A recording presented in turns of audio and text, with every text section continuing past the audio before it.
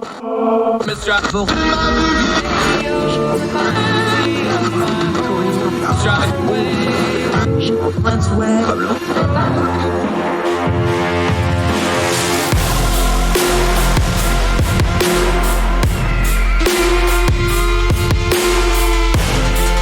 your host, Andrew Donaldson. This is Heard Tell. Welcome back to Heard Tell. Thank you so much for giving us the most precious thing you have, your time. So we try to do what we always do, turn down the noise of the news cycle, get to the information we need so that we can properly discern the times we live in. Now, that's the slogan we say at the start of all these programs, but let's actually talk about that news cycle a little bit today. Most folks are doing news media wrong. Now, it's not one size fits all. Everybody can do it differently, but I've been thinking a lot about this lately, and especially as I do news media hits. Just yesterday, I did 30 minutes of local radio, the hometown radio station, talk radio station I grew up listening to, 58 CHS. Did a good 25, 30 minutes on that station. Then a little bit later, I did some talking heading for a Canadian outlet, the News Forum, great outlet up there. News directors up there is a friend of mine. I get to do some, analysis and some commentary with them. I do that for a Canadian news outlet. That's a little different, right? Local news that I grew up with, listening to the radio in the car with my dad, talking heading in Canada. That's different. Then right after that, turned around, threw a dress coat on, and had to do a four-headed talking head news panel for a regional TV show that's in the D.C. area, the Armstrong Williams show, which I've been on multiple times, and they keep asking me back. 4 talking heads, lots of different topics. It takes about an hour to record it for about a 45-minute program, very different. Those are 3 very different medium groups, and that's just what I did in one day. Plus, I do my online stuff. I've been thinking about this a lot, how we do our media, and it's one of the reasons I started doing Heard Tell in the first place, and it's one of the things I bring up a lot. I talked to Coop about it on 580. How you consume your news media is so important because we now have algorithms, and AI is just souped up search engines and algorithms. People are paying a lot of money and spending a lot of branding and spending a lot of marketing to make news media and information media tailored to what you want and to feed it to you in a funnel as much as possible. That's the new model. It's no longer Walter Cronkite. It's no longer even, my generation growing up young. You had Peter Jennings and Dan Rather. These things, Tom Brokaw, these things have changed. I want to go to a poll that Pew Research put out about local news. And I'm going to start local because that's the news you have the most control over. And that's the news that has really suffered in the last 8 to 10 years as everything's really gotten nationalized. And we need to talk about this. Broadly speaking, everything went national for a very simple reason. Bigger audience, more money. Especially the old advertising revenue model is based off how much audience you get is how much you can charge for advertising. That's been the model for forever. Part of what's going on is the online model and how to monetize online. People haven't really figured it out yet. Advertising works very differently, as you can tell.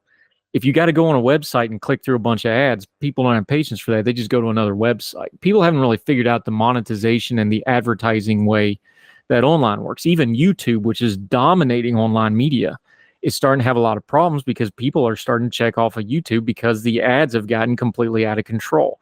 And I'm one of them. I'm somebody's got a YouTube channel, which you can check out, by the way. But the YouTube ads are out of control. The reason the ad stuff is so screwed up is because that's the traditional money stream of media. So let's go to local news first. Their advertising is a little different. It's your local car dealerships. It's your local businesses.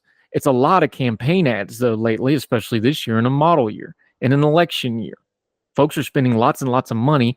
That's just manna from heaven for these local news outlets, local TV, local radio, local newspapers. Political ads are a lot of free money that they otherwise wouldn't have on the books, so it dominates. Listen to this poll from Pew. Americans increasingly prefer the digital pathways to local news. In 2018, television was 41% of how people got their local news. In 2024, television's only 32%. Same time period, 2018, news websites or social media news was 37%. 2024, it's 48%. Print newspapers has gone down from 13 to 9 in that same time frame, and radio has actually peaked up a little bit. It's gone from 8% to 9%. Local radio is actually experiencing a little bit of growth lately. Why? Well, because part of having a decade of everything being nationalized, there's now a little bit of a kickback where folks want more local news. Here's another one. Same stuff from Pew. We're going to link to all this. Most Americans say local news media are at least somewhat important to their community. 12% say it's extremely important, and 32% says it's very important, and 41% say it's somewhat important. Only 15% think it's not important at all. But even further down, the reasoning for this on this Pew data, most Americans say local media are doing well at different aspects of reporting. Now listen to this. Reporting news accuracy, almost 71%. Covers the most important stories and issues, 68%. Transparent in their reporting. They trust the reporting, 63%. Keeps an eye on local political leaders, accountability of government, 61%. These numbers are vastly higher than what national news media has. And if before you get into biases and stuff, they have a breakdown here between Democrat and Republican folks, and the numbers are pretty even. Republicans are a little less, but reports the news accurately, 78% to 66% for the Republicans. Democrats had 78%. Are they transparent? 69% Democrat, 59% Republican. Covers important issues, 73-65 split for the Democrats. Keeps an eye on local leaders, 65-58. Pretty close numbers across party lines. Why? I want to talk about news media today because one of the things that you can do to improve your news media that I see a lot of people doing wrong is something in journalistic circles we talk about, your sources should be important. Well, your sources on your news feeds are important, and you have 100% control over who your news sources are. You can curate your timelines. You can curate your subscriptions. You can curate your Substacks and your YouTubes and your news feeds to get exactly what you want to hear and read and listen to. So, sources are important. And if you want good sourced information on most news stories, every now and then there's a national or international news where you just got to have the big guys. But think about most breaking news. It happens somewhere, right? You now have the power within a couple of clicks on Google to go to the local media of wherever that event is happening and understand what's going on with it. Take the bridge collapse in Baltimore. The Baltimore folks covered it very, very differently because they know how that port works. They understand that part of the port is on one side of the bridge and part of the port is on the other side of the bridge. It's not just that the container ships couldn't get in and out of the port. The city had to be rearranged how people got from one side of the port to the other now because the bridge was gone. And it changed export stuff, and it changed import stuff, and it changed jobs, and it changed commute times. Some businesses are like, we can't afford to stay in business adding an hour drive time to everything we do.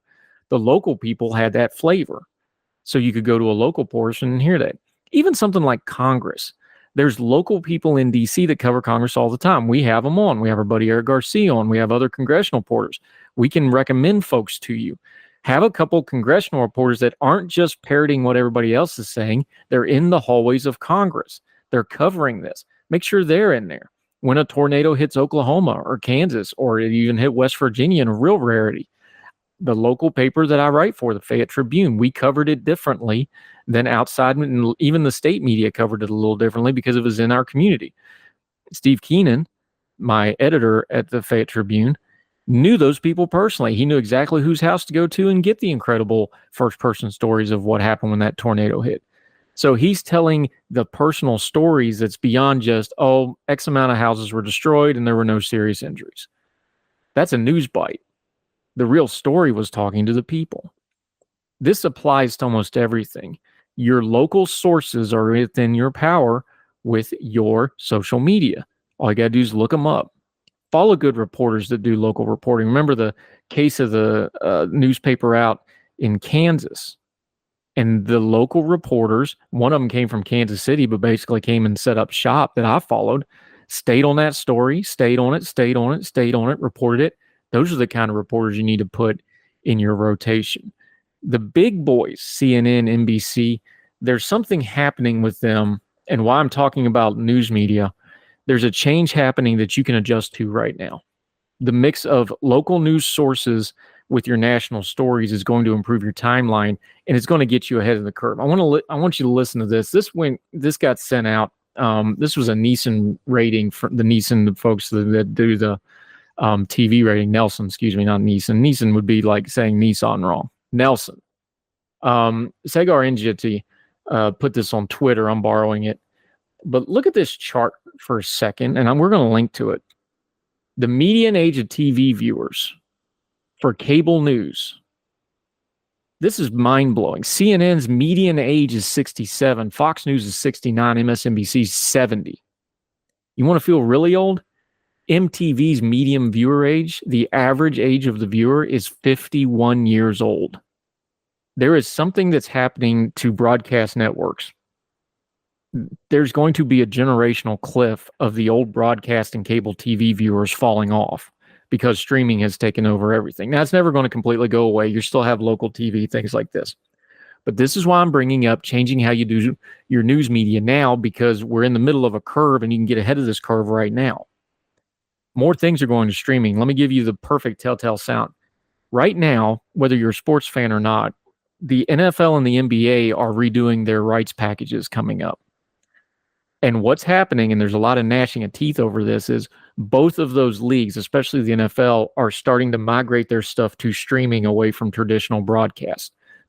One thing is the streamers have just way more money. Amazon, Netflix, they have infinitely more money than the broadcast networks do. There's reports now that NBC is bidding on the NBA, and they know ahead of time that they're going to lose $1 billion a year on it, but they're going to bid on it anyway because they need the content. There's something happening with broadcast news and broadcast TV wider. You think that medium age is 70, that's only going to climb so much higher there's something to consider when you understand the life expectancy is only 77, 78, 76 years old. You can see the problem immediately coming here. These sports leagues are seeing that train coming and going, well, instead of being underneath it or it going past us and missing it, we're going to make sure we get on it, and they're switching to the streamers. This is going to change news media. It's not going to be the broadcast. We've already lost pretty much the influence of the evening broadcast news. That has almost no influence. The Sunday shows have very little influence anymore because it's regurgitated information. Sunday shows have the same problem that newspapers had, is why do you want to listen to yesterday's news or last week's news? They'll always have a place, but they're not informative and they're not influential like they used to be. All you got to do is watch how Congress is covered and politics is covered in this political year. Your news media feed has to change because news media is completely obsessed over the national because that's the biggest audience and that's what gets them their most advertising. So go ahead and understand the realm we're working in and scale it back on your own accord. You can just scale it back and go, oh, I don't have to play this game. I don't need Donald Trump news 24 hours a day. I don't need feeding of affirmation instead of information. I want information. And start looking, because those news networks, we just got some data. The reason they're covering this Trump trial is because the Trump trial is the highest ratings they've had in years.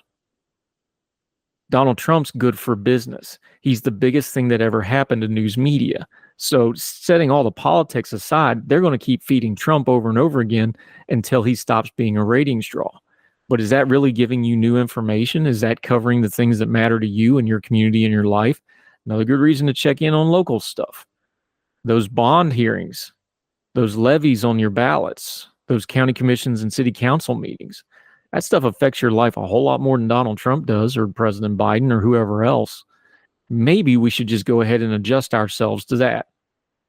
We're going to talk more about news media and how we need to change how we're doing it right after this. Heard Tell continues.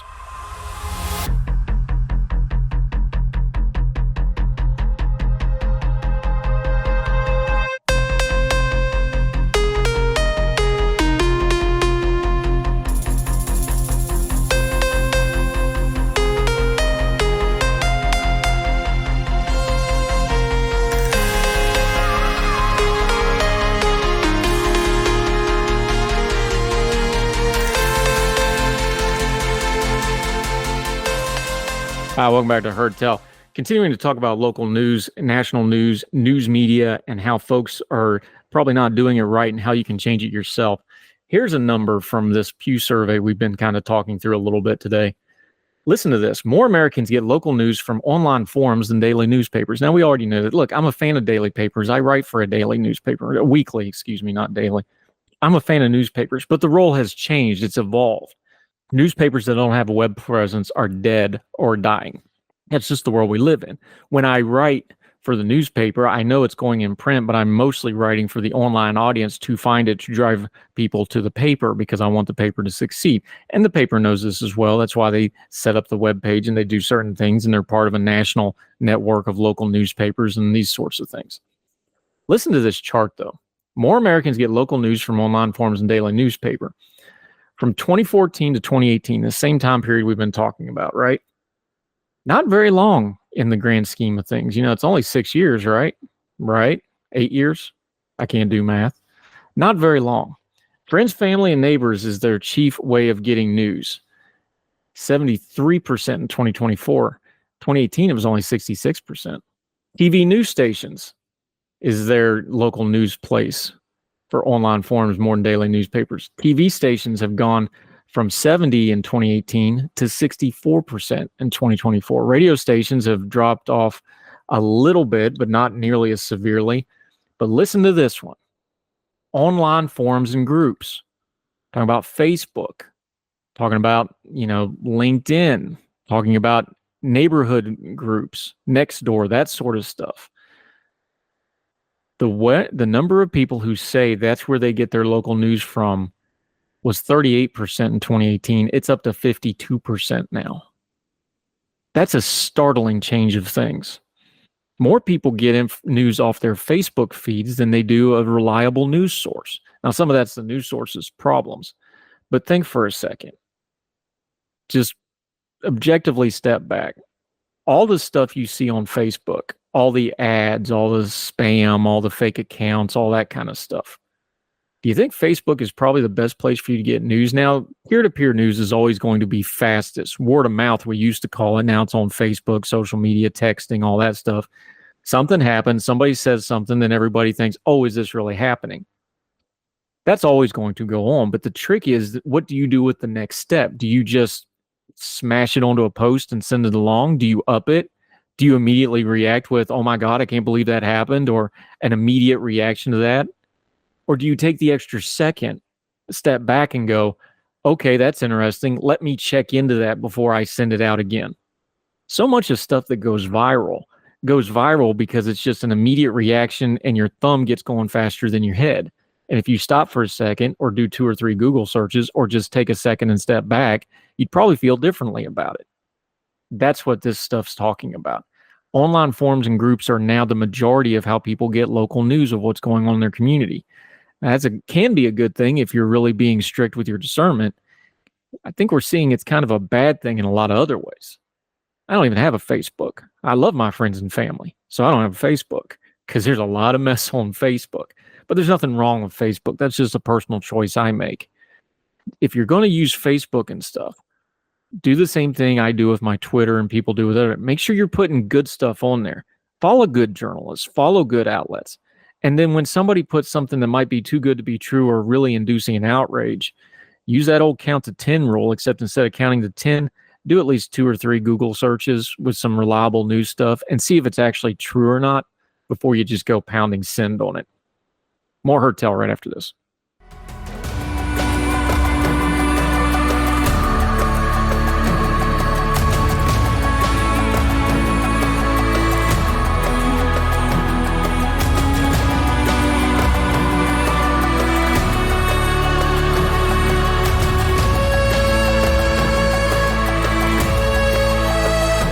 Welcome back to Hurt Tell. We're continuing to talk about news media, how to do it, how to maybe do it a little bit better. I want you to listen to this data set.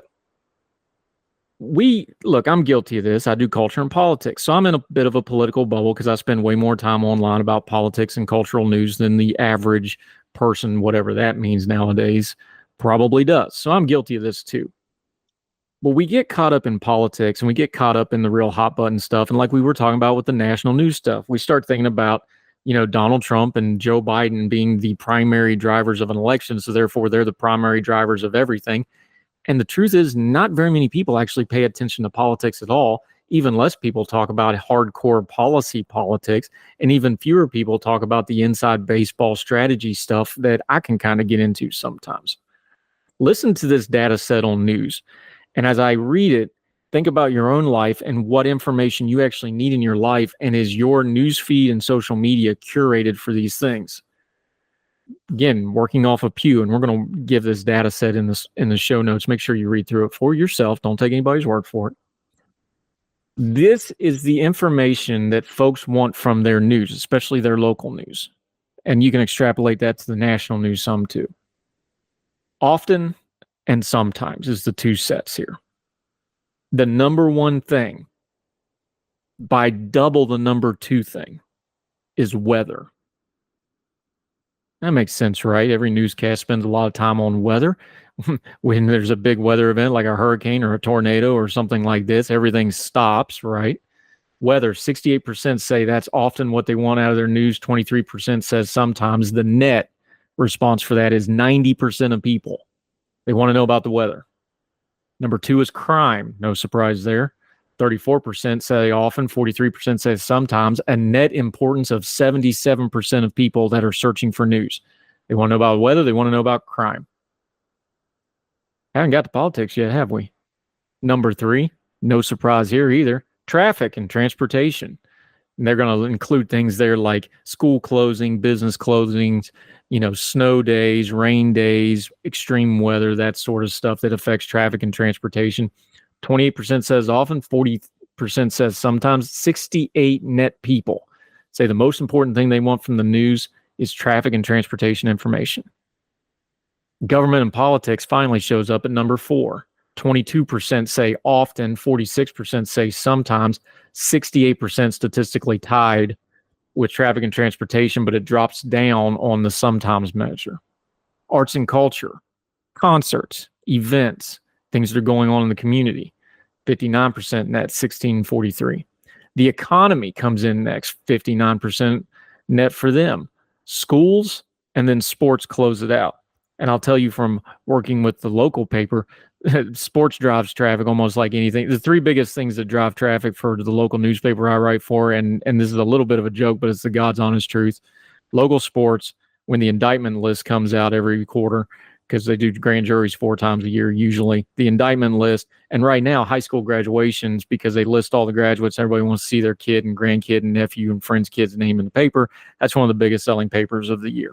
That's just the way it works in local news. But think about that. Weather, crime, traffic, stuff that affects your day-to-day life. Crime is always going to rate highly because people worry about it. They want to feel safe. It's a basic human need, right? And government and politics is behind all that. Now, government and politics overlaps all three of those. Maybe not the weather, because, if they'll figure out a way to tax the rain, they'll do it. But government doesn't control the weather. But government gets the blame or the credit for the crime rate. And government, look, all local politics is go fix the potholes, right? Get the roads fixed. So it overlaps. But weather, crime, and traffic, things that affect your day-to-day life, are what people want. So now let's go back and talk about that national news stuff again, how it's all nationalized and way too much of certain things, like a Donald Trump dominated and starts burning out the audience because they need to know this sort of thing too. You burn out your audience if you're not giving them day-to-day good information. It's why local news will always have a place. Something to think about. Take this and apply it to your social media feeds. Apply it to your podcast list. Apply it to your news feeds. Apply it to what kind of information you bring in. Have a weather guy, a crime expert. Have that traffic person from Chopper 13 or whoever does the traffic in the part of the world where you live in. And then have your government people too. I wonder if we change this ratio around where government's just one of the 4 top things and politics isn't the dominant thing. And I kind of do it because this is what I do. But for you, that ratio could probably use some adjusting. Something to think about as we continue with more Heard Tell right after this.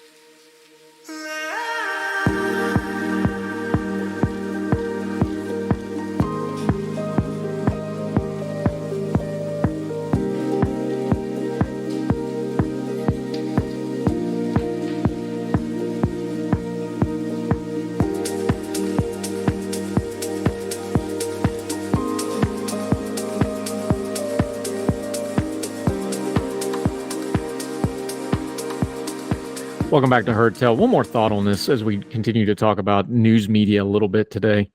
Is it improving your life or not improving your life?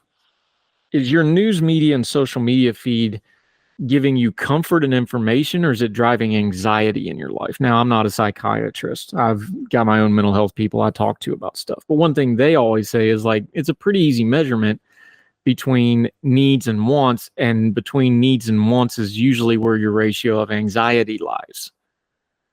If you're just ate up with stuff that's bad news, and politics can be messy and ugly, and I can enjoy it because I kind of like the mess and ugly. It's entertaining. I like the machinations of it. But if you're so ate up with it to the point of anxiety, maybe it's time to dial it back and or change who you're doing. Another key thing to look for: do you have a lot of sameness in your timeline, news feeds, and social media feeds? If you've got multiple people that are all saying the same things, it's probably time to go in and look and like, okay, I only need one or two people who are saying this because they say it better than these other folks. And then I should get some dissenting voices that say something different so that I have a little bit more balance. I probably intake more stuff that I disagree with at this point in my life than stuff that I agree with, especially when it comes to opinion pieces and policy things and politics. I spend way more time reading things I disagree with than things I agree with. Why is that? There's a couple of reasons, but one of them is I pretty much know what I believe at this point. If I didn't, I'd be in a little bit of trouble. I'd rather have my beliefs challenged so I can refine them and I can hear other viewpoints and work on my worldview and my beliefs and my ideologies and what I think is going on in the world so that my perception is accurate. I don't care about the right. I care about getting it right. Am I seeking truth? Am I seeking information over affirmation? Because your human nature, affirmation is always going to win over information unless you really work on it. And it's just like anything else. It's like dieting. It's like exercising. It's like good sleep habits. It's like good interpersonal relationships. It's like working on your job and your career and whatever else. If you want to be a singer, you got to work on being a singer, right? You want to be a plumber, you work on being a plumber. You have to put the work in. If you don't put the work in, affirmation will always win out over information because that's how your human nature is designed. You want what you want. You want to be bottle fed, just like that baby in the crib. He's screaming for that bottle. If he had a gun, he'd shoot you for not bringing you that bottle fast enough. But we're all supposed to be grown folk adults here, or at least aspiring to be. Start working like you do on anything else in your life. Keep your bearing, have some discipline, and work on wanting information, not affirmation. Seek truth, not just a pat on the head that you're always right. Getting it right is way more important than just being right and people telling you you're being right, because being told how great you are and how correct you are is usually a good path that leads you down to some dark places where you're not actually right, but you just think you're right. And then you're in some truly dangerous territory with your information intake. That's why we do what we do on this program. We try to turn down the noise. We talk to good source material people that know what they're doing, usually as local as we can get them. And we're going to continue to try to do that because there's plenty of noise out there. Let's try to do it better and different. We appreciate you joining us for it. More Heard Tell right after this.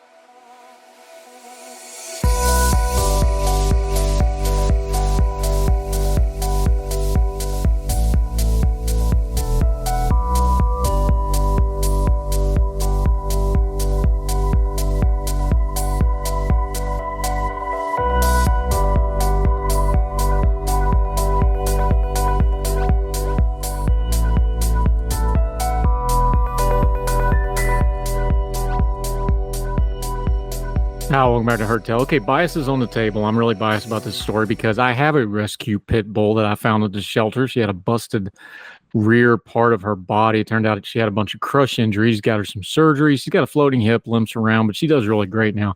So I love this story. Let's end on a good note. Fox News. After spending more than 260 days at an Indiana animal shelter, a one-side pup situation has taken a happier turn.